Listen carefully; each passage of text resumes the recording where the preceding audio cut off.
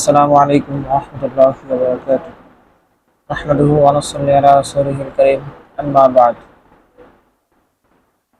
Sir Syed Ahmad খানের অনুকরণশীল বুদ্ধিমত্তা ও প্রবণতার মোকাবেলা করার জন্য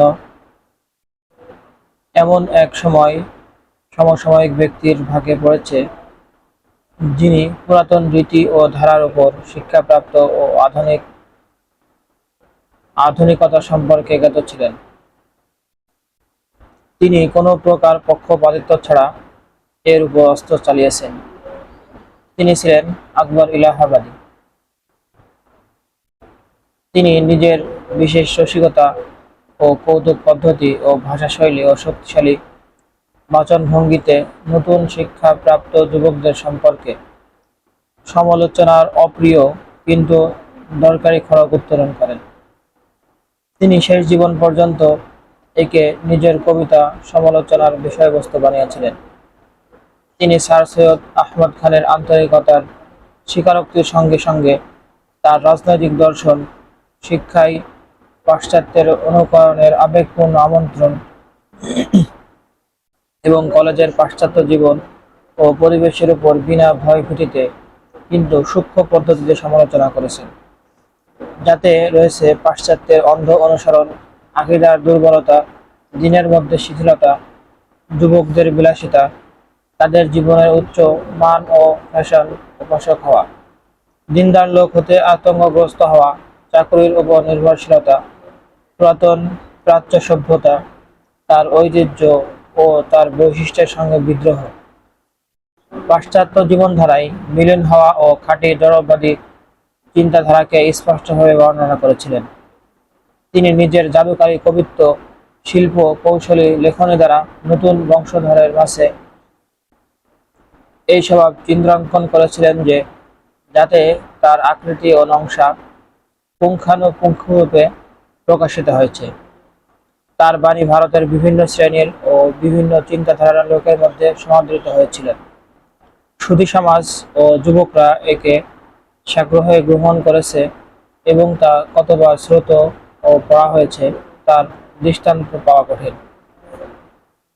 কিন্তু এত প্রভাবশালী ও সমাদৃত হওয়া সত্ত্বেও ওই অনুসরণ ও অনুকরণের তীব্র স্রোতকে বাধা দিতে পারেনি এবং নতুন বর্ধিষ্ণু জীবনধারার জন্য কোনো একটি শক্তি নেতিবাচক ভিত্তি প্রদর্শিত করতে পারেনি। এর কারণেই যে সাহিত্য ও সংশোধনের ভিত্তি কৌতুক ও বিদ্রুপাত্মক প্রতিবাদ স্বরূপ হয়, তার জীবনকাল ও প্রভাব সীমাবদ্ধ হয় এবং তা কোনো গঠনমূলক পরিবর্তন সৃষ্টি করতে পারে না। তবুও যে প্রকারেই হোক, তা উপকারিতা হতে খালি ছিল না এবং ভারতের নতুন সমাজ ব্যবস্থা, সাহিত্য, পরিকল্পনা ও প্রবণতার আকুতি দানে তার অবদানও রয়েছে।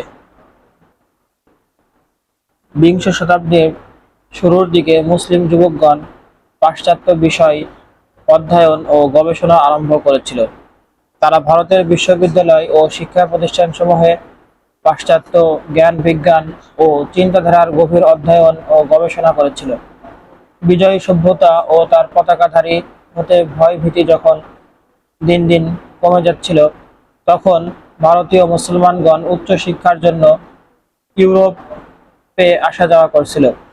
তাদের মধ্যে কেউ কেউ ইউরোপের বড় বড় শিক্ষা কেন্দ্রে দীর্ঘ সময় পর্যন্ত অবস্থান করে সেখানকার জ্ঞান বিজ্ঞান অর্জন করতে লাগলো এবং নতুন জ্ঞান বিজ্ঞানকে শ্রেষ্ঠ ও মুক্ত চিন্তাবিদ শিক্ষকদের পরিচালনায় অর্জন করতে লাগলো। তারা পাশ্চাত্য সভ্যতা হতে কেবল পাঠ্যপুস্তকের মাধ্যমে নয়, বরং অধিকতর ভালো প্রতিনিধি ব্যক্তিদের মাধ্যমে নিজের পরিচয় অর্জন করতে লাগলো এবং তাদের হৃদয়ের অভ্যন্তরে প্রবেশ করে তার শেষ সীমায় পৌঁছে তা সম্পর্কে এভাবে জ্ঞাত হতে চেষ্টা করলো যেভাবে কোনো শিক্ষিত ইউরোপীয় করতে পারে। সেখানকার দর্শন, রীতিনীতিতে ও বিভিন্ন চিন্তাধারা বিচার বিবেচনা করতে লাগলো এবং গোপন রহস্য ও মূল তত্ত্ব পর্যন্ত পৌঁছতে চেষ্টা করলো। ইউরোপীয় মতবাদ ও চিন্তাধারার তুলনামূলক অধ্যয়ন সাহসিকতার সঙ্গে তারা সম্পন্ন করেন, যা গভীর দৃষ্টি ছাড়া সম্ভব ছিল না। ফলে তার অনুসরণ ও অনুকরণের বন্ধন হতে নিষ্কৃতির জন্য তারা চেষ্টা করেছিল। তবে এই কাজ সম্ভব ইমানের স্ফুলিঙ্গ ছাড়া মুমিন সমাজ থেকে, যা তখনও নিভে যায়নি এবং ছায়ের স্তূপের মধ্যে লুকায়িত ছিল এবং যে কোনো সময় প্রচণ্ড শক্তিতে জ্বলে ওঠার অপেক্ষায় ছিল। এই সমস্ত জিনিস সচক্ষে দেখার পর তাদের মধ্যে অনেক জ্ঞানী ব্যক্তি পাশ্চাত্য সভ্যতা হতে নিরাশ হয়ে তার বিরুদ্ধে বিদ্রোহের পতাকা উড়িয়ে বড় সাহসিকতার সাথে এর সমালোচনার ইচ্ছা নিয়ে দেশে ফিরে আসলো। তাদের চিন্তা ও সমালোচনার মধ্যে সীমালঙ্ঘনের অথবা আতিশয়োক্তির ত্রুটিও ছিল না, ঘটনার অস্বীকৃতিও ছিল না এবং প্রকৃত অবস্থাকে ভেঙে চুরে পেশ করবার আগ্রহ তেমন ছিল না। এই বিপ্লবী সমালোচনার মধ্যে সবচেয়ে অধিক বৈশিষ্ট্যমণ্ডিত ব্যক্তিত্ব মুহাম্মদ ইকবাল, যার সম্পর্কে বলা যেতে পারে এই শতাব্দীতে তার চেয়ে উত্তম আধুনিক শিক্ষাপ্রাপ্ত ব্যক্তি বিরল। তাকে নতুন প্রাচ্যের সবচেয়ে অধিক অন্তর্দৃষ্টি সম্পন্ন চিন্তাবিদ বলা যেতে পারে। প্রাচ্যের গবেষক ও বুদ্ধিজীবীদের মধ্যে এমন কেউ ছিলেন না যিনি পাশ্চাত্য সভ্যতা ও চিন্তাধারা তার চেয়ে গভীরতর দৃষ্টির সঙ্গে পর্যবেক্ষণ করেছেন এবং এত সাহসের সাথে সমালোচনা করেছেন। মোহাম্মদ ইকবাল এই সভ্যতা গঠনের মৌলিক উপকরণ ও এর দুর্বল দিকসমূহ ভালোমতো পাঠ করেছেন এবং এর ক্ষতিকর দিকগুলো শেষ সীমা পর্যন্ত পৌঁছতে চেষ্টা করেছেন, যা জড়বাদী প্রবণতা সহ ধর্মীয়, চারিত্রিক, আধ্যাত্মিক মূল্যবোধের সাথে পাশ্চাত্য নাগরিকদের বিদ্রোহের কারণ এর ভিত্তিমূল সন্নিবিষ্ট হয়েছে। পাশ্চাত্য সভ্যতা ও ভিত্তিসমূহের চিন্তা গবেষণার পদ্ধতির উপর যে ধরনের সমালোচনা ও পর্যালোচনা রয়েছে তার মাদ্রাজে প্রদত্তিত পাণ্ডিত্যপূর্ণ ভাষণে, যা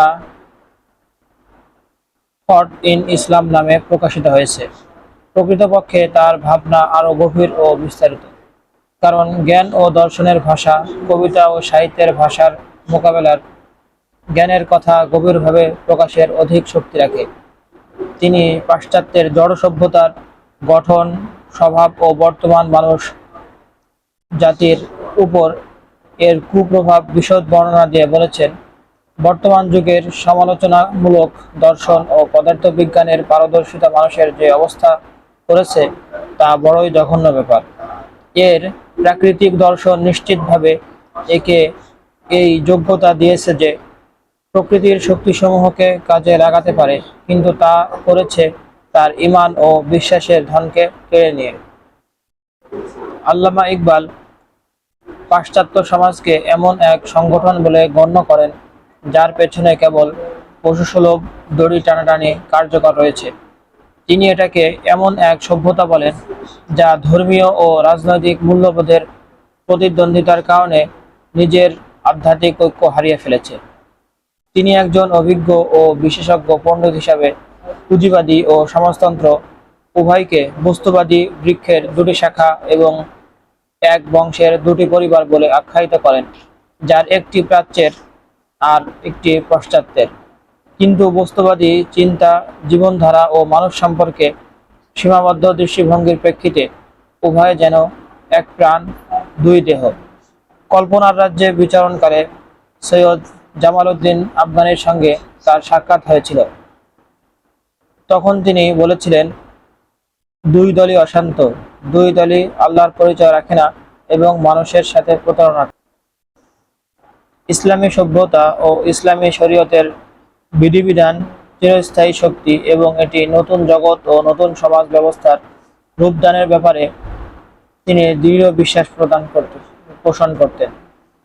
তিনি 1932 খ্রিস্টাব্দে অল মুসলিম লীগের কনফারেন্সের সভাপতির ভাষণে মুসলিমদের সম্বোধন করে বলেন, যে দিনের তোমরা পতাকা বাহক সেদিন প্রত্যেক ব্যক্তির সম্মান ও মূল্যকে মেনে নেয় এবং প্রত্যেককে এভাবে শিক্ষা দেয় যে সে নিজের সর্বস্ব আল্লাহ ও আল্লাহর বান্দাদের জন্য ব্যয় করে। যে সত্য দিনের অন্তর্নিহিত ও গোপনীয় বস্তুসমূহ এখনো শেষ হয়নি। এই দিন এখনো একটি নতুন জগৎ সৃষ্টি করতে পারে। এতে দরিদ্ররা ধনীদের হতে ট্যাক্স নিতে পারে। এতে মানব সমাজ পেটের সাম্যের উপর স্থাপিত নয়, আত্মার সাম্যের উপর স্থাপিত। পূর্ণ আন্তরিকতার সাথে তার এই বিশ্বাস ও অনুভূতি ছিল যে মুসলমানদের জন্য এমন একটি স্বাধীন দেশের বড় প্রয়োজন, যেখানে ইসলামী জীবনের কর্মতৎপরতা তার প্রতিটি শাখা প্রশাখার ও প্রতিটি দিকে প্রচারিত থাকতে পারে এবং ইসলামী শরীয়ত ও জীবন সম্পর্কিত ইসলামী রীতিনীতি স্বীয় আল্লাহ প্রদত্ত যোগ্যতা ও শক্তিকে স্বাধীনভাবে প্রকাশ করতে পারে। ভারতবর্ষে 1930 খ্রিস্টাব্দে মুসলিম লীগের সভার সভাপতির ভাষণে বলেন, এমন এক দেশ যেখানে মুসলমানগণ বহু সংখ্যক বড় সংখ্যায় বসবাস করছে। এ কারণেই ভারতবর্ষ এই পরীক্ষার জন্য সবচেয়ে বেশি উপযুক্ত স্থান। এখানে একটি ইসলামী কেন্দ্র স্থাপিত হতে পারে, যেখানে ভালো সমাজ স্থাপন, সম্মিলিত জীবন ব্যবস্থা কায়েম, অর্থনৈতিক বিষয়ের মীমাংসা ও সভ্যতার সঠিক বিকাশ সম্ভব। বিশ্বাস ও কর্মের বস্তুবাদ ও আধ্যাত্মিকতার এবং ব্যক্তি ও দলে যেখানে এমন এক ঐক্য সৃষ্টি হতে পারে যা মানুষকে হতবাক করবে, ইসলামের নিকট নতি স্বীকার করতে বাধ্য করবে। তদুপরি ইসলামী দেশসমূহের শাসকদেরকে এর অনুসরণ করতে অনুপ্রাণিত করবে এবং জগতের চিন্তাবিদকে নতুন পদ্ধতির চিন্তা করবার জন্য প্রস্তুত করবে। এই রাজনৈতিক দূরদর্শিতা ও উচ্চ সাহসিকতা, যার উদাহরণ এ সময় ইসলামী জগতে পাওয়া খুবই কঠিন। পাকিস্তান রাষ্ট্রের ভিত্তিতে 1947 খ্রিস্টাব্দে এই স্বপ্ন বাস্তবায়িত হয়েছে এবং পাকিস্তানের অস্তিত্ব প্রকাশ পেয়েছে।